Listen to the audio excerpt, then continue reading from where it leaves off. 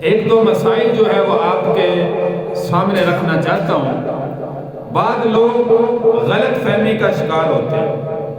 مثال کے طور پر جیسے پہلے سن رہے تھے کہ شاید جمعہ کی عید ہو جائے، اگر 29 روزے ہوئے تو پھر آج کی جو ہے وہ عید بنتی تھی۔ یہ اللہ کی ذات کا شکر ہے کہ اللہ نے ہمیں 30 روزے عطا فرمائے۔ تو غلط فہمی کا ارادہ اس لیے کہ بعض لوگ کہتے ہیں جی جمعہ اور عید اکٹھے آ جائیں تو یہ مسلمانوں کے لیے اور امت کے لیے بڑا بھاری دن ہوتا ہے، بڑا بھاری دن ہوتا ہے۔ یہ یاد رکھیے کہ یہ صرف ہماری غلط فہمی ہے۔ یہ پیارے پیغمبر صلی اللہ علیہ وسلم کے دور کے اندر بھی ہوا۔ سیدنا علی المرتضیٰ شیر خدا رضی اللہ تعالی عنہ کی روایت مبارکہ بھی ہے، آپ کے دور میں بھی ہوا۔ لیکن حضور علیہ السلام نے کوئی ایسی ہمیں خبر نہیں دی، کسی بھی حدیث مبارکہ میں یہ نہیں فرمایا کہ اگر جمعہ اور عید دونوں اکٹھی ہو جائیں تو مسلمانوں کے لیے بھاری دن ہوتا ہے۔ کہیں پر بھی اس بات کا جو ہے وہ ذکر نہیں ملتا۔ تو اس لیے اس غلط فہمی کا ازالہ جو ہے وہ ضروری ہے۔ مسلمان اپنے دل و دماغ سے اس بات کو نکال دیں کہ شاید جمعہ اور عید اکٹھے ہو جائیں تو ہمارے لیے بڑا بھاری دن ہوتا ہے۔ یہ تو بلکہ مسلمان کے لیے اور اعزاز کی بات ہے کہ اللہ تبارک و تعالیٰ نے جمعے کا دن تمام دنوں کا سردار ہے، اور پھر سردار دن کے اندر جو امت مسلمہ کو اللہ نے 2 دن خوشی کے عطا فرمائے ہیں، ان میں سے خوشی کا دن بھی اس دن کے اندر جو ہے وہ آ گیا۔ تو مسلمان کی خوشی اور زیادہ ہونی چاہیے، بڑھنی چاہیے، نہ کہ غم کا اظہار کرنا چاہیے کہ یہ جمعہ کے دن عید جو ہے وہ کیوں آ گئی۔ تو اس لیے میرے بھائی احادیث مبارکہ کی روشنی میں، شریعت مطہرہ کی روشنی میں اس بات کا جو ہے وہ کوئی ثبوت نہیں ہے کہ یہ دن جمعہ کا اگر عید آ جائے تو وہ بھاری ہو جاتا ہے۔ یہ وہم و گمان میں غلط فہمیاں ہیں، من گھڑت باتیں ہیں، ان کا شریعت سے، دین اسلام سے کوئی تعلق نہیں ہے۔ ایک تو یہ غلط فہمی، اور دوسری غلط فہمی یہ بعض میڈیا پر جو ہے وہ میں نے آخری اشرے میں بیانات بھی لوگوں کے سنے جو غلط ذہن رکھنے والے ہیں، اور وہ دلائل کے ساتھ نعوذ باللہ پیش کر رہے تھے کہ جمعہ اور عید اکٹھے ہو جائیں تو لہذا صبح کو عید کی نماز پڑھی جائے گی، جمعہ کی نماز جو ہے وہ ختم ہو جائے گی، ختم ہو جائے گی، پڑھی نہیں جائے گی۔ تو یہ بڑے بڑے دین سکھانے والے میڈیا پر آپ کو ملیں گے جن کو بیچاروں کو صحیح طریقے سے غسل کا جو ہے وہ نہیں پتا، غسل کرنا سنت طریقے سے نہیں آتا۔ ایسے لوگ بھی میڈیا پر آ کے ماہ رمضان کے اندر جو ہے وہ لوگوں کو دین سکھانے میں لگ جاتا ہے۔ تو میرے بھائی اللہ تبارک و تعالی ہمیں علماء کے ساتھ تعلق رکھنے کی توفیق عطا فرمائے۔ دین جن لوگوں سے سیکھنا چاہیے، العلماء ورثۃ الانبیاء، ہمیں دین دینداروں سے سیکھنے کی اللہ توفیق عطا فرمائے۔ آج سوشل میڈیا کا دور ہے، ہر بندہ جو ہے وہ دین کا فلاسفر بنا ہوا ہے، دین سکھانے والا بنا ہوا ہے۔ دین کی بات کرنا اچھی بات ہے، لیکن انسان کو پہلے خود جو ہے دین سیکھنا چاہیے، سیکھنے کے بعد جو ہے وہ دوسرے لوگوں تک پہنچانا چاہیے۔ جیسے پیارے پیغمبر صلی اللہ علیہ وسلم نے فرمایا بلغوا عنی ولو آیا، آپ کے پاس ایک آیت بھی پہنچی ہے، دوسروں تک پہنچانا جو ہے یہ آپ کی ذمہ داری ہے۔ لیکن جب پہنچے ہی نہ، انسان سیکھے ہی نہ، اور بغیر سیکھے لوگوں تک پہنچاتا رہے تو یاد رکھو کہ یہ گمراہی کا ذریعہ بنتا ہے، ہدایت کا ذریعہ نہیں بنتا۔ تو اس لیے دین اپنے علماء سے سیکھے، جن کو اللہ نے یہ اتھارٹی دنیا کے اندر عطا فرمائی ہے، جن کو انبیاء کی وراثت عطا فرمائی ہے، ان سے دین سیکھنے والے بنے۔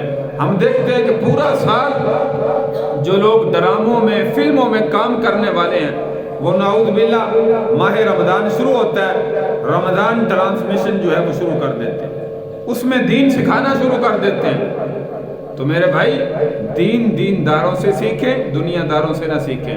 جب سے ہم نے دنیا داروں سے دین سیکھنا شروع کیا، اس وقت سے ذلت اور گمراہی اور جہالت جو ہے وہ ہمارے اندر زیادہ عام ہو چکی ہے۔ اس لیے اپنے دینداروں سے دین کو سیکھنے والے بنے۔ تو میں عرض کر رہا تھا کہ جمعہ آ جائے، عید الفطر، عید الاضحیٰ آ جائے، دونوں کی نماز جو ہے وہ پڑھی جاتی ہے۔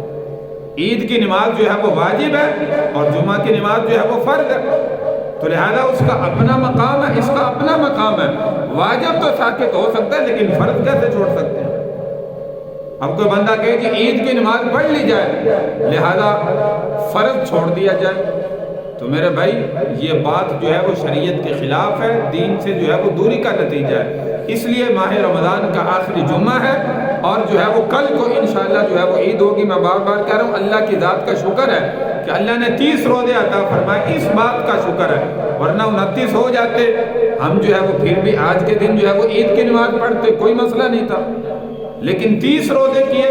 اللہ تبارک و تعالیٰ کی ذات کا شکر ہے کہ ایک دن مزید جو ہے وہ روزہ رکھنے کی ہمیں جو ہے وہ ہمت اور طاقت عطا فرمائی اور اللہ کی طرف سے جو ہے وہ کرم ہوا۔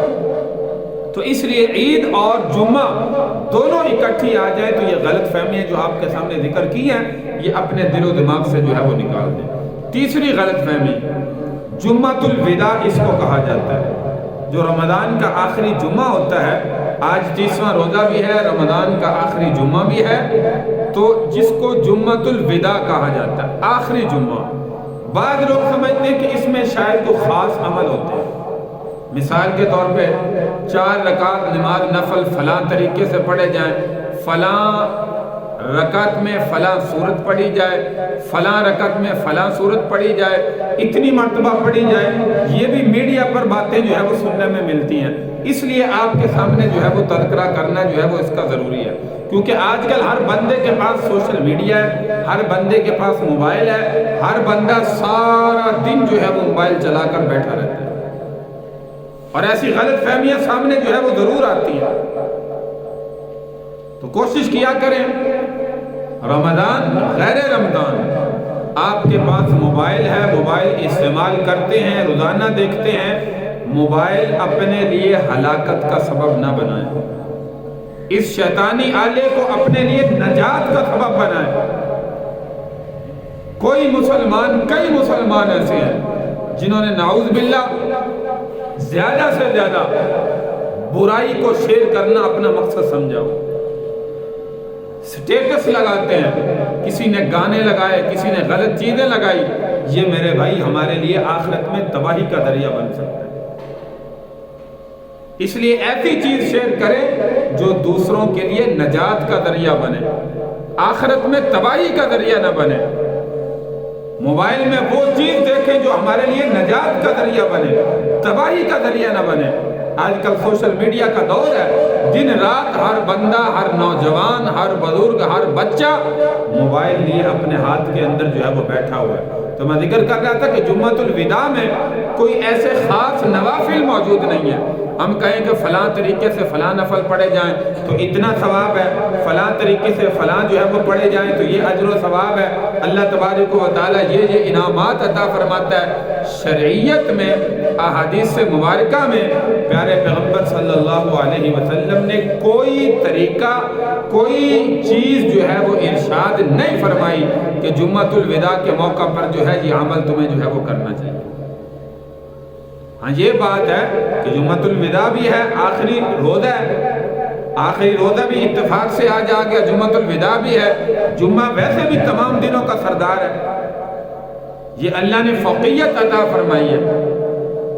جمعہ باقی تمام دنوں کا سردار ہے، جیسے رمضان کا مہینہ تمام مہینوں کا سردار ہے، جمعہ ایسے ہی تمام دنوں کا سردار ہے۔ تو اللہ تبارک و تعالیٰ کی طرف سے یہ ہمارے لیے خوش نصیبی کی بات ہے کہ اللہ تبارک و تعالیٰ نے جمعۃ الوداع ہمیں زندگی میں عطا فرمایا۔ باقی جو اعمال دوسرے ایام میں ہیں، ان ایام کے اندر بھی وہی اعمال، جیسے روزہ ہم رکھ رہے ہیں، باقی فرض روزے جو ہے وہ رکھ رہے ہیں، فرض عبادت جو ہے وہ کر رہے ہیں، اور نوافل تہجد کے پڑھ رہے ہیں، اشراق کے پڑھ رہے ہیں، چاش کے پڑھ رہے ہیں، اوابین کے پڑھ رہے ہیں، اپنے اللہ سے مانگ رہے ہیں۔ ہاں یہ بات ضرور ہے کہ حدیث مبارکہ کے اندر پیارے پیغمبر صلی اللہ علیہ وسلم نے فرمایا، اللہ تبارک و تعالیٰ جیسے ماہ رمضان شروع ہوتا ہے آخر دن سے پہلے تک، یعنی جیسے ہمارے 30 روزے ہو گئے، 29 روزوں تک اللہ تبارک و تعالی جہنم سے روزانہ قیدیوں کو آزادی عطا فرماتے ہیں، اور جو یکم رمضان سے لے کر آخری دن سے پہلے تک جتنے پورے مہینے میں جہنم سے قیدیوں کو آزادی عطا فرماتے ہیں، اس آخری دن میں اتنی تعداد میں پورے مہینے کے اعتبار سے اللہ جہنم سے قیدیوں کو آزادی عطا فرماتے ہیں۔ یہ بہت بڑی خوش نصیبی کی بات ہے، اس لیے زیادہ سے زیادہ آخری دن کے اندر میں کم از کم سحری میں افطاری میں زیادہ نہیں ہو سکتا، فرض نماز کے بعد تو دعا کرنی چاہیے، لیکن افطار کے وقت بھی زیادہ سے زیادہ کوشش کریں کہ اپنے لیے جہنم سے آزادی مانگیں، اپنے لیے عذاب سے آزادی مانگیں کہ یا اللہ آج تو پورے مہینے کے اعتبار سے آخری روزے میں آخری دن میں تو جہنم سے قیدیوں کو آزادی عطا کر رہا ہے، یا اللہ ہمیں بھی جہنم سے آزادی جو ہے وہ عطا فرما، ہمارے اعزا و اقربا جتنے دنیا چھوڑ کر چلے گئے ہیں یا اللہ ان کو بھی جہنم سے جو ہے وہ آزادی عطا فرما۔ یہ دعا اپنی جو ہے وہ دعا میں ضرور شامل کریں، اللہ تبارک و تعالی ہماری جو ہے وہ حفاظت فرمائے، جہنم سے آزادی عطا فرمائے۔ رمضان کا آخری عشرہ ویسے بھی جہنم سے آزادی کا ہے۔ اللہم اجرنا من النار، اللہم اجرنا من النار، اللہم اجرنا من النار۔ اے اللہ ہمیں جہنم کی آگ سے آزادی عطا فرما۔ یہ زیادہ سے زیادہ تسبیح اس آخری عشرے کے اندر ہمیں اس کا ورد کرنا چاہیے۔